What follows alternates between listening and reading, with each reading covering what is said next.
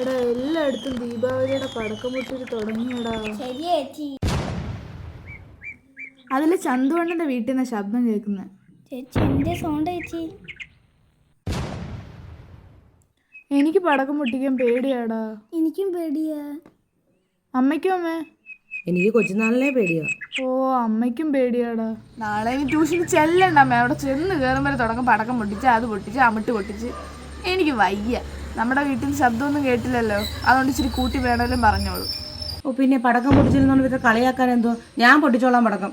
എനിക്ക് പടക്കം പൊട്ടിക്കാൻ പേടിയൊന്നുമില്ല. നിങ്ങൾക്കിപ്പോൾ പടക്കം പൊട്ടിക്കണം, അവരെ കേൾപ്പിക്കണം, അത്രയല്ലേ ഉള്ളൂ. വാ, ഞാൻ പടക്കമൊക്കെ മേടിച്ച് വെച്ചിട്ടുണ്ട്, ഇങ്ങോട്ട് വാ. കള്ളി അമ്മ. അപ്പം അമ്മയ്ക്ക് പടക്കം പൊട്ടിക്കാൻ പേടിയില്ലായിരുന്നല്ലേ? പടക്കം മേടിച്ച് വെച്ചിട്ടുണ്ടല്ലേ?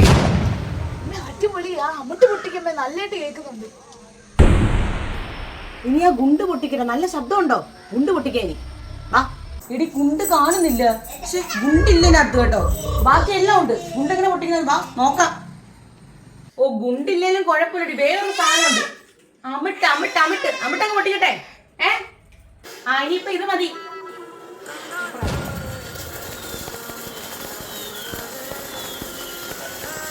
എന്തായാലും ദീപാവലി അടിച്ചു പൊളിച്ച്. അമ്മയ്ക്ക് എന്താ ഈ ബുദ്ധി കഴിഞ്ഞ വർഷം തോന്നാഞ്ഞ്? എങ്ങനെയുണ്ടല്ലോ ബുദ്ധി? എല്ലാത്തിനും അതിൻ്റെതായ സമയമുണ്ട് ദാസാണ്. വാ.